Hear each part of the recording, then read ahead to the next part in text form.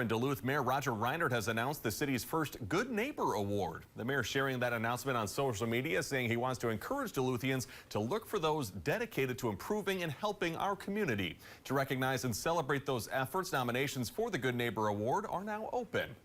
You know, this is the person who, when they walk their dog through the neighborhood, picks up trash.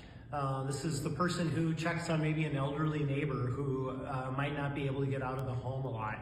That winner will be announced at the 2025 State of the City address, and to nominate someone, they must be a City of Duluth resident. Those nominations are due by December 31st. You can find the link to submit your friendly neighbor on our website.